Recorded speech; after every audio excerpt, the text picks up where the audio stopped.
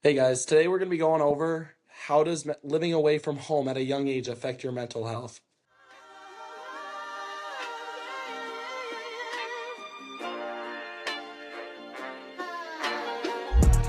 My name's Kaden England, and I will be interviewing my good friend and a kid I used to grow up playing hockey with, Michael Katora. Hey everyone. So, Michael, I'll throw it off to you for a little bit, and can you tell us just a little bit about you and your hockey career? Yeah. So my name is Michael Latora. I'm born and raised in Georgia. Hockey's not a traditional sport in the South. So kind of my hockey journey. I started when I was 4.5. I was at a friend's house and we were pretty bored. So he decided to start teaching me how to shoot pucks in his garage. And so I kind of just told my parents how I kind of wanted to try this unique sport, especially here in the South. And I started off with learn to skate, which took a while, and then after that, I decided to move on to what was called learn to play hockey here. And as you move up, then you start with house league as well as what's after house league? What is after house league? Single A, double A, Triple A. triple A. But Georgia doesn't have But many AAA programs. yeah, so So let's get into that. So why do we have to, kids from the South that grow up playing hockey, why do we have to leave home at a young age to pursue the sport of hockey?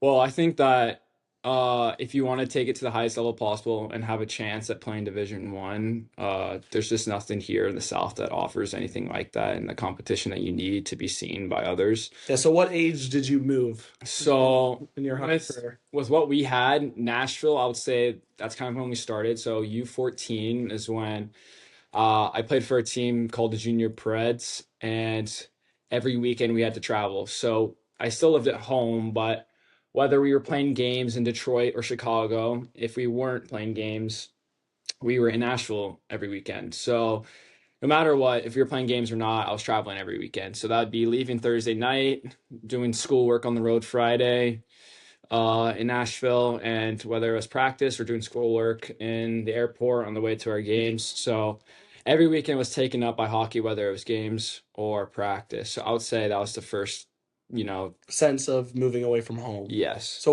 So was there a point in your hockey career where you had to live in a different state full time and you had to leave your friends and family?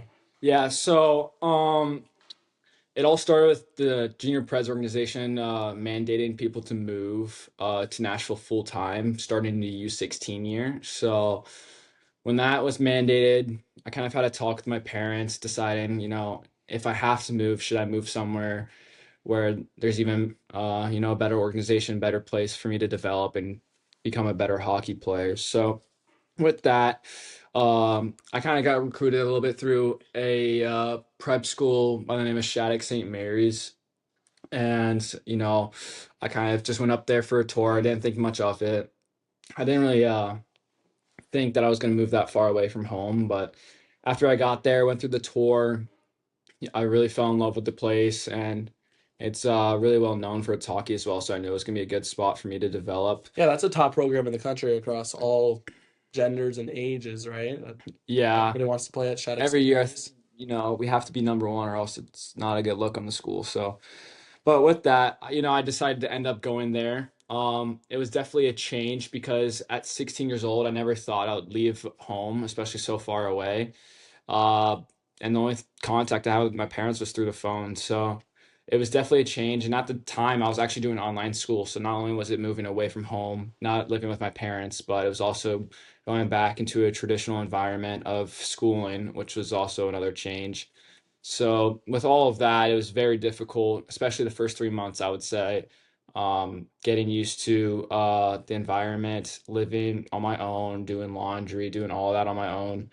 Um, and then of course making new friends, adjusting to a new hockey team, let alone, the number one ranked team. It's pretty hard for a kid growing up in the South playing hockey, not a traditional sport, to go to this prestigious school and, try to make your way through the hockey team and making friends and all of that. So Yeah, so that actually brings me to my next thing. So based on my research, a scholarly source on OJED/JIS/article, it states that living from home at a young age affects about 80% of people and causes major stress. So, with that said, would you consider yourself part of that 80%? No, I wouldn't. Just in the sense because it was more my decision. My parents never forced it upon me. I can understand how some kids, if they were, younger and maybe a similar age as I was when I was 16, if it wasn't really their choice or if they were kind of forced into it, I could see how that affected them. But for me, I was lucky and fortunate enough to have that opportunity presented to me. And I thought, why not? I think if you put yourself in uncomfortable scenarios when you're younger, not only does it, build who you are, and it just it sets you up in life with better like I think you're more prepared for life, especially if you're exposed to those type of scenarios when you're younger. Yeah, okay. So, with living away from home, you lived in a dorm, right? I did, yeah. So now things have changed. You went to play juniors hockey. I grew up playing hockey. I lived in New York, North Carolina, South Dakota, Chicago. I've lived all over, and we did a thing called billeting. So I'm sure you know what that Yeah. is. If you want to explain what billeting is to them. Yeah, so for people that don't know what building is, it's a special yeah. So it's pretty much a family that opens up their house to any team that kind of I don't know, how should I start with it? Yeah, so it's a family that opens up their house, and they're probably assigned to an organization. And yeah, they'll get a random kid every year. You probably have to fill out a form with all like what you prefer, all your preferences, and they'll try to fit you with the best family that has similar needs. Um, but yeah, you really don't know who you're walking into, what house, what family, what environment, all of that. So for both, for the family that's hosting as well as for who you're going into, it's yeah, it's something you don't really know what you're getting into. But for most people, I would say that it's a pretty good environment. But again, with how I was living at school, I didn't have a family, right? So it was completely different in the sense that I was living in a dorm already when I was 16. So with how it was at Shattuck, it was all guys, which was, in my case, probably better just because, you could form bonds better. You could have late nights with all your teammates and all of that. But for guys that are younger, especially I'm just speaking about hockey players right now, I think that maybe if you're a little bit younger and you go to a place where there's a billet family, it might be a little bit better in the sense that you still have like that homey feel with a family. And hopefully they have siblings as well. If you have siblings at home, that might feel a little bit more like home. So Yeah. So I kind of have a I grew up billeting. So I billeted when I was in Long Island, New York, and Chicago, and I had two completely different experiences. So when I lived in Long Island, loved the family. They had about three kids, but the issue with Long Island as a whole, it was the house wasn't very big, and I had to share a bathroom with the kids. So it was just kind of crammed. So it was kind of unfortunate for that in that aspect. Family was great people. It just wasn't a good living situation for me. And then the coaching, and right when I got there, me and the coach didn't get off on the best terms. Just with I didn't agree with how he was coaching and the systems that he was running, so it kind of destroyed my confidence as a player, and it just kind of made me not like hockey. So that really took a pull on me mentally. Just for about 4 months, it took a pull on my mental health, and I was really struggling in being there in New York. I loved everything about living there. It was the hockey and just the living situation, but it just took a mental pull on me, and I really needed to get my mind off things. So we started looking at different teams, and I decided to move to Chicago. So I packed up the next day, lived with a different family, and that experience was great. I had my own room, bathroom. They had two other kids that were close to my age, so I got along with them, and it was kind of they always took care of me, took me out to dinner, and we were just so it was a close bond. So that really helped. But when I was in Long Island, this question will come back to you. Did you ever struggle with mentally when you were gone living away from home? It could be now, it could be when you were younger, and if you did, what were some things that helped you get through it? And yeah, so I think that's a good question. So I was at Shattuck for 3 years, and I would say that the toughest part was probably the first 3 months of my first year there, because again, it's a big change. Reality hits really hard right away, right? I mean, you can take the easy route, and kind of just quit and just be like, hey, this is not for me, or you can kind of just man up a little bit and just face what's in front of you, and just keep chugging along, try your best, and in the end, it'll all work out. So, for the first 3 months, I would say that adjusting to a place where you can't rely on your parents was a big thing, right? Like you have to know when to go to bed on time. You have to know when you have to eat. You have to like do your laundry. You have to do your homework. You have to do all of that without your parents, breathing down your neck, telling you to do it. So I think that was a big change. Also, leaving friends. Like I went into this place not knowing anybody. So I think, you have to get a little bit out of your comfort zone and start putting yourself in positions where you can meet some friends right away. And that was another question you had. How did I deal with it? I would say try to make as many friends as possible, not only just through hockey, but through other sports as well. And I think if you fill your time up with people that you like to be around, especially the friends that you make, like you don't really think about Being missing home home. as much. Yeah. All that homesickness kind of goes away. And over time, I think that when you get to a certain age, you shouldn't rely on your parents as much anymore. Yeah. And I think that when you go to a boarding school or somewhere you live away, it actually, helps you get there faster. So, Yeah, 100%. Yeah, I had a similar experience. I just kept trying to keep myself busy. Don't stop focusing on the past or the future. Just focus on the present. Keep yourself in the moment. Surround yourself with people you love, and it helps you take your mind off things. Helps the adjustment go easily and all of that. So if if you could get, I have one last question for you, and then I'll kind of take over and start answering these questions. But if you could give anybody advice that's going through mental health issues from living away from home, that could be kids in college, kids that go to boarding school and high school, what would it be?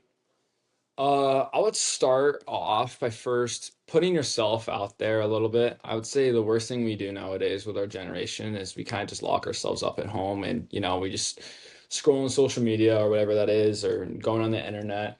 I think that's just, first of all, not good for anybody's mental health because, you might see one of your friends having a blast and you're like, why is that not me? So you have like a little bit of FOMO or whatever that is. So I think that's one way to do it, as well as I think just meeting people, you learn so much from everybody, whether that's just like a server at a restaurant or someone on your team. Like you can always learn from someone. So I think that if you can work on being a little bit more extroverted in the sense that you start just asking questions or just getting to know people, you can learn so much. And I think it brings joy out in everybody's day to talk to random people. So I would say those two. Okay, cool. So the goal that I'm trying to get through with this podcast to the listeners of it, I just want people to know that if you're struggling with mental health when being away from home, because me and Michael both, like, we lived it for many years of just living away from home from such a young age, from 13 to I guess 18, where we're at now. We just, like, we know it stinks sometimes and you go through moments in life, but there is ways that you can take your mind off things and help yourself by talking to other people and talking to the people you love. And that's super important. You can't go silent. You can't hold back. Like, you need to talk through it with people. That's what I did that with my advisor, my hockey agent last year.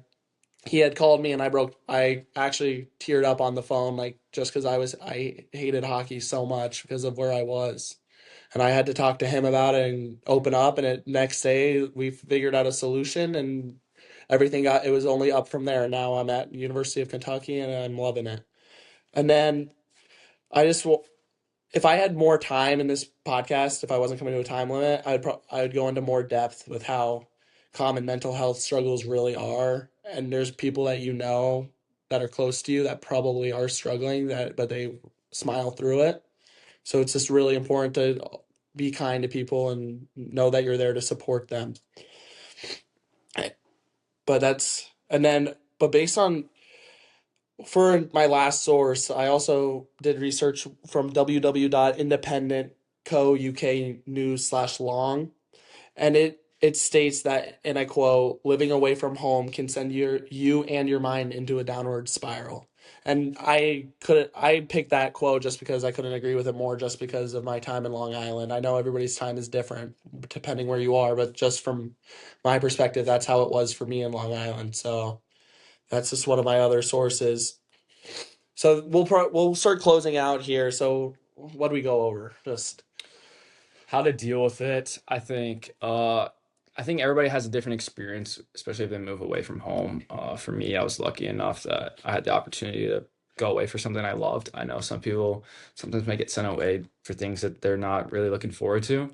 But I think there's a positive in every scenario. Sometimes you might not see it right away, but I think, it's kind of cliche, but everything kind of happens for a reason when you look back on, what's happened in the past. If like a certain event didn't happen or a person you didn't meet, if none of that happened, then, you might not be where you are today. yeah, find the good So in all things. exactly. So I think that, you know, yeah, some people might get sent away home because of something that they're not a fan of or whatever, and sometimes it might be uncontrolled, like they can't control it, right? Yeah. So I think try to make the best of every scenario possible because you never know who you're going to meet or what you're going to learn or whatever. And so I think with everything that's going on with mental health nowadays, I think just try to find the best in every scenario possible because you never know where it'll lead you in life. Yeah, 100%.